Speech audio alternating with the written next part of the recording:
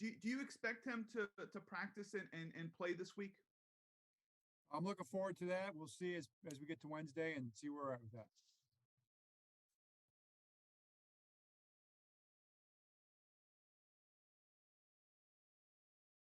David Andrade. Hello, Coach. What does it tell you when you see a player in any team changing their performance with a different quarterback or his scheme? But having here Mark Andrews so far playing with 3 different quarterbacks in one season and his performance remains the same or even getting better at times. Well, certainly a testament to Mark's ability. I mean, I do think the really, really, really good players and great players like Mark is a great player. Make players around them better too. So it really doesn't affect their play too much too often. Mark's that kind of a player, and he's playing exactly the way I expect him to. Really pleased with how he's playing.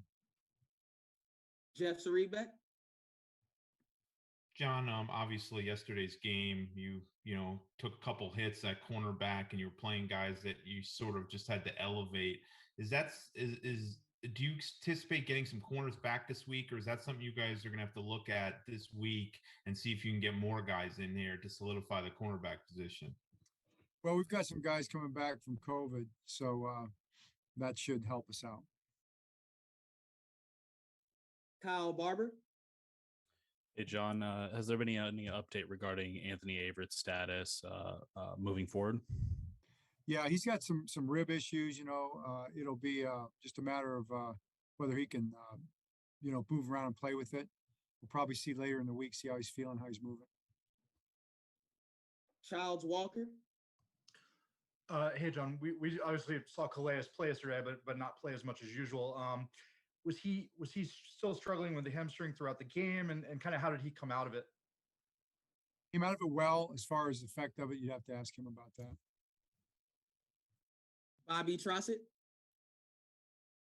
Hey, Coach. It seemed like Mark Andrews, James Prochet, those types of guys were in kind of workman-like mode whether it was picking up first downs, tough catches, yak yards, whatever it was. And instead of maybe pointing for the first down or celebrating, they're getting right back to the line of scrimmage. Is that the type of thing you can appreciate as a coach?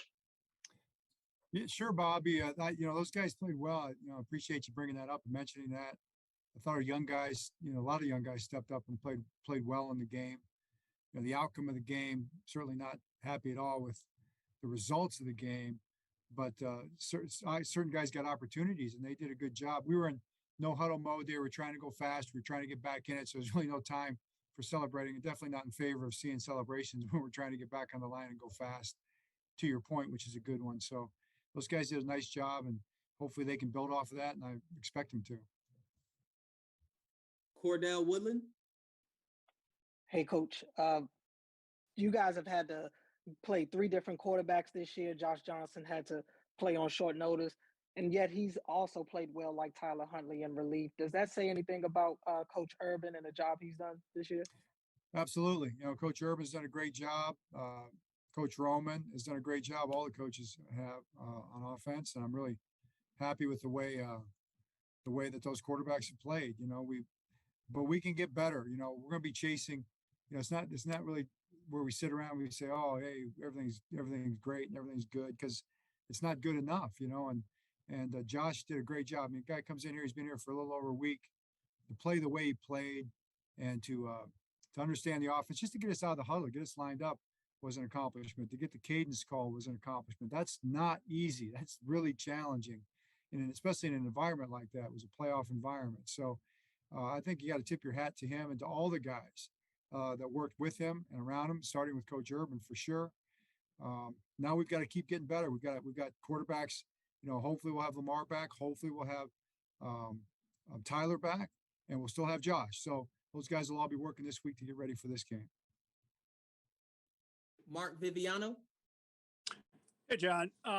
When you bring up a lot of practice squad guys, as you had to, and in particular your defensive secondaries, guys like, well, even Tony Jefferson, Seymour, Worley, Jackson. I mean, these guys are experienced NFL football players.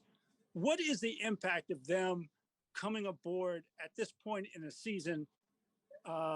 And how hard is that for them to perform and for you to coach?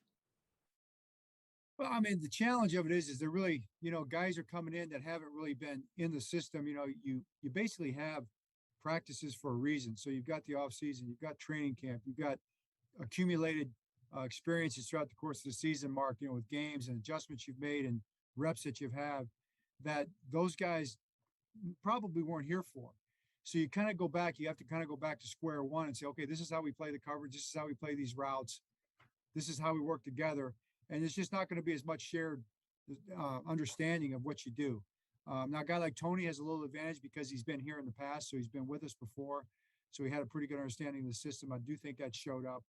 But a lot of the other things, there's going to be issues with nuances and little things that make the difference. I mean, the difference is inches. The difference is split seconds in terms of making a play or not making a play, and that's probably the biggest challenge that you're referring to right there. We'll go back to Jameson Hensley. John, you're going to face Cooper Kupp, whose numbers have been off the charts as far as receiving wise.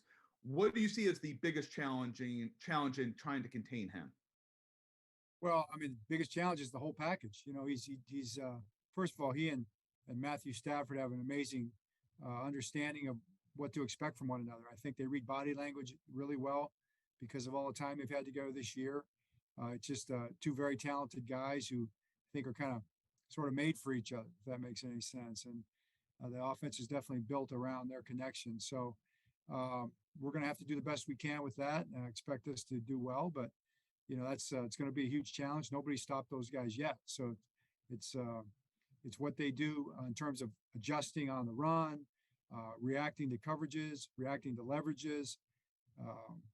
They just do a really good job of it. Bobby Trossett. Coach, this time of year, you often share your messaging with us. One thing that comes to mind is the narrowing of focus. What is your message now with this 2-game season that's turned into down the stretch? 2-game season. That's really the message, Bobby. I mean, it's just a matter of us playing the best football we possibly can right now. We believe we have everything we need. We have everybody we need. And now we need to go out there and play our best football that we're capable of playing. And that'll be enough. So we have enough and it'll be enough. We've just got to go do it. We got to focus on that. So there's really no focus on anything else. We're talking about the fact that there's no yesterday, there's no tomorrow. There's no previous play, there's no next play. We're not wallowing in anything that happened or celebrating anything that happened. We're just trying to learn from it and take it to the next play and play the next play as well as we can. Childs Walker. John, kind of piggybacking on that, I mean, reading the comments from the players after the game yesterday, they were still talking about, they're very confident there are still things to achieve with the season, and they feel like if they get to the playoffs, you guys can get hot. Did you sense any deflation from them in the moments right after the game yesterday, or did they seem to make that turn to look ahead right away?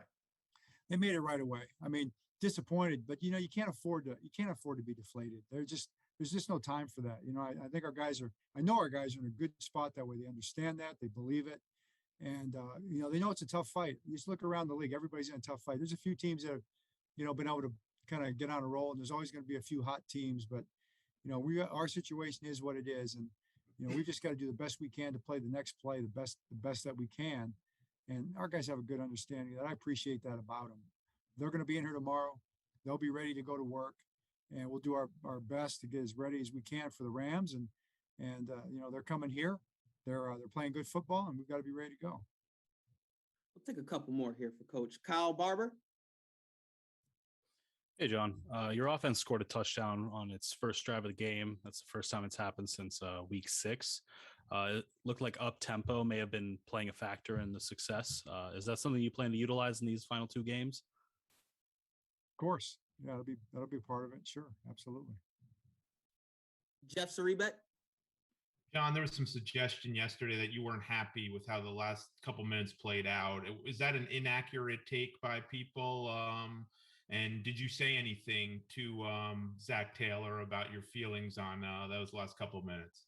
No, I don't really know where that's coming from. And I don't necessarily appreciate, having to address, there's a feeling out there kind of questions. I think that's kind of absurd. I don't know where it comes from. But Zach and I had a good conversation, just like we always do. We always have good conversations. There's mutual respect there.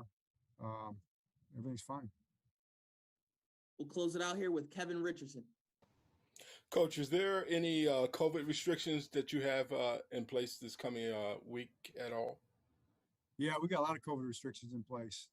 As far as what they are, I know that I've got this all around the building right now. If that'll change, we'll see. But we're going to do whatever the league tells us to do in terms of whatever the protocols are, and they pretty much let us know every day. Hey, Coach, we appreciate you joining us today. Thank you so much. Thanks, everybody. Good seeing you guys.